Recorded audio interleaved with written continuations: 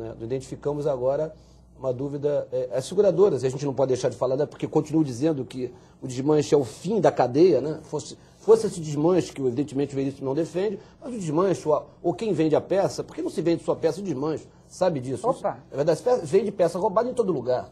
Aliás, eu até... Tem oficinas de funilaria e pintura que fazem essas desmancham os carros, claro. É verdade, não tem a menor dúvida. Tem as encomendas, né, carros que são encomendados. Para você ter uma ideia, a distorção, doutor, já é tão grande, inclusive a matéria de investigação pelo Ministério Público, que nós chegou a conhecimento da entidade, a entidade no dever de evidentemente, cumprir esse papel, levou a conhecimento do Ministério Público.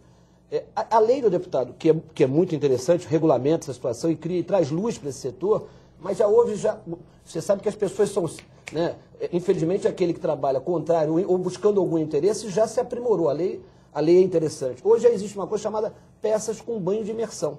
Eu vou explicar assim.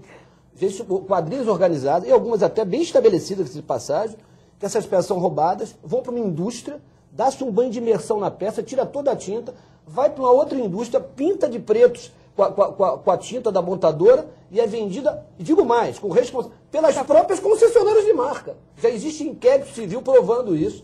Processo, inclusive delegacia de polícia, onde a concessionária vendeu a peça como se nova fosse. Nova? Não. É uma peça original, repintada ou remodelada e vendida como se nova fosse. Quer dizer, então, a pergunta... É muito maior o problema que a gente imagina. Por que se faz isso? Para se entender por que se faz isso. Por que alguém pega uma peça, pinta de preto, olha, se eu posso vender a peça, evidentemente, sem pintar. Dá muito trabalho tudo isso. Porque o consumidor que me escuta, muitas vezes vai a determinadas oficinas, e infelizmente, alguns são os meus pais, a chamada rede credenciada das oficinas, e lá ele encontra uma peça pintada de preto, bonitinho, como se nova fosse, ele não consegue identificar a fraude. O consumidor não consegue identificar. O sindicato já prendeu essas peças, inclusive com a polícia, já levou a perícia essas peças. O ICES de São Paulo já disse que essas peças não são, embora sejam peças originais, não são peças novas. Infelizmente, esse mercado continua prosperando no estado de São Paulo. Por quê? Provavelmente agora até com mais força, em razão da sua própria lei. A questão é o seguinte, porque precisa agora não ter mais. Esses lugares não são fechados? E não são desmanches, porque esse desmanche não vende essas peças. Não, na verdade são receptadores. Na verdade, o correto seria falar receptadores de veículos roubados ou furtados, certo? Só que a legislação, você tem que tomar muito cuidado aqui, se a gente coloca receptadores de veículos roubados e furtados, aí vão dizer que a lei é inconstitucional, porque quem legisla sobre crime é a União, é a Câmara dos Deputados Federais e o Senado Federal. Então, na verdade, aqui está muito claro, é desmonte. Desmonte de veículos tem que ser autorizado. O objetivo da nossa lei é o seguinte, para ter um desmonte de veículo tem que ter autorização do Detran. Quem faz a fiscalização? É o Detran. Então, todo veículo desmontado, aí tem um conceito de autopeças, que é um conceito, se a gente for usar juridicamente falando, seria um conceito indeterminado. Que tem que ser determinado por um regulamento, por uma portaria, e mesmo assim não vai falar. Outra coisa, é a questão do Código do Consumidor já existe. Se tiver concessionária fazendo isso, primeiro ela vai ter problema com a própria empresa que deu a concessão para ela. Segundo, que daí tem a legislação do consumidor. Mas a questão e terceiro, é o seguinte, que eu acho que isso aí é uma fraude, é uma fraude ao consumidor. Aí, não só o Código do Consumidor, mas o próprio Código Penal também resolve. Então, não precisa fazer uma lei dizendo que a pessoa não pode vender uma peça dessa maneira. A lei já existe. O que precisa, com os órgãos fiscalizadores, fazer a fiscalização. Mas o comércio ilegal existe porque a gente não vê punição, doutor Ciro. Quer dizer, é fácil, então, né? A gente vê o seguinte, você tem desmanches bons e ruins, você tem funilarias boas, você tem seguros, né, corretores de seguros bons e ruins também, mas o comércio ilegal existe porque a gente não vê informação de punição, de fechamento. A informação não chega até a gente porque ela não acontece, doutor Ciro. Mas existe, Ana, existe sim. É que isso faz parte da humanidade, o homem é assim mesmo. A gente sabe, você vê o que se combate, fecha aqui, por exemplo, o ilegal. Ele fecha o ilegal, esse é o problema. Vai migrando, faz parte. O homem é assim mesmo. Você fala, por exemplo, eu acompanho isso, embora não seja minha especialidade, mas eu acompanho isso daí. Problema do leilão de veículo. Né? 1000 veículos vão ser leiloados. Você pode dizer que a grande maioria é PPT. Você compra por lote sem saber que veículo é. Não sabe nem, é isso que eu ia dizer.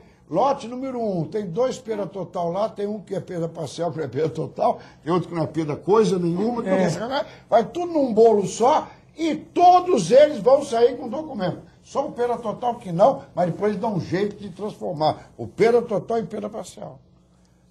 Isso é um problema muito sério, por isso aqui é o primeiro passo. Atrás disso vem muita coisa. Eu vou apenas contar uma coisa. Quando eu era diretor de trem, delegado, a ideia surgiu aqui. Nós temos que colocar o número do vinho no vidro.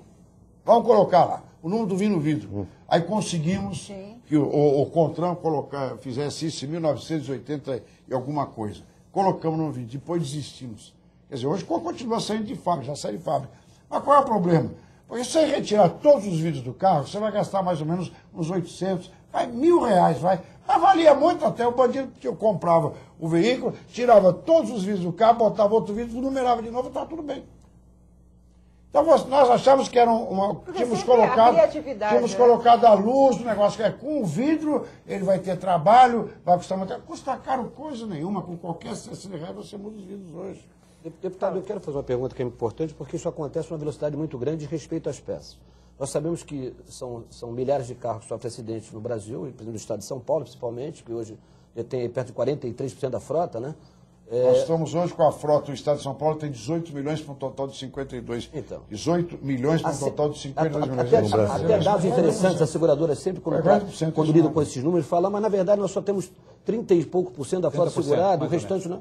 A gente teve cuidado de fazer, inclusive, convido os senhores a fazer, e tiramos os bondes que tem lá, as carretas, tudo aquilo, a motocicleta, nós chegamos a um seguro hoje de 71% do estado de São Paulo tem seguro. Imagina, em um lugar do mundo onde o seguro não é obrigatório, tem 71%. Só no Brasil que se consegue esses dados. Viu, doutor Silveira? Estou lembrando aqui o fato de que a seguradora fala que só tem 33% da frota, nós tivemos o cuidado de tirar os bondes, né? Tirar as carretas, tudo aquilo, as motocicletas. Chegamos a 71% da frota segurada, dados da própria SUSEP, da própria FENASEG, ou seja, 71%. É aquela sensação de segurança. Mas vamos falar das peças. Não, mas na questão do seguro... Na verdade, só uma pergunta que eu acho importante, né? porque com certeza milhares de reparadores estão nos ouvindo e vão querer essa resposta. Quem sabe as autoridades não possam contribuir. Um carro sofreu um acidente, bateu a porta, a seguradora pagou a peça, não importa se a peça já se é usada, se é recuperada, se é de desmanche, muito bem. Bateu aquela peça, a seguradora vem e retira. Pega o orçamento e entrega na mão de compradores de sucata. Entendeu? Olha, você tem autorização na oficina A, ou B ou C e retirar essa peça. E levam essa peça, evidentemente, lá para essas lojas. Quem é que tem a obrigação? A seguradora vendeu o orçamento, portanto, ela feriu o resultado na venda. Ela não transformou isso em benefício de ninguém, a não ser dela própria. Quem é que marca o chassi?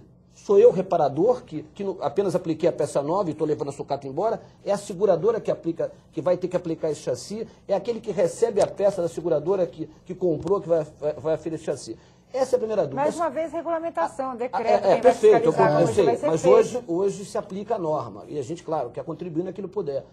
Uma outra dúvida do setor. Esse mesmo carro sofreu 3 acidentes. Em São Paulo, o trânsito é apertado, muitas vezes é comum bater o carro mais de uma vez em São Paulo, né? Então eu troquei a porta desse reparador e amanhã depois esse carro bate de novo. E lá a oficina reparadora comprou regularmente no desmanche legal, né? Como citou ao 5, uma porta. Aí viu o número de chassi daquele carro. Só que aquele carro já tinha outro chassi que não pertencia àquele carro. Qual chassi vai ficar naquele carro? O do penúltimo, do último? Então a nossa contribuição... É complicado. Não, mas ali é muito claro. É original. A marca original, inclusive, o Detran tem que publicar na internet. Basta uma olhadinha na internet que a pessoa vai saber. Tem que ser vendido por nota fiscal. O problema é que a maioria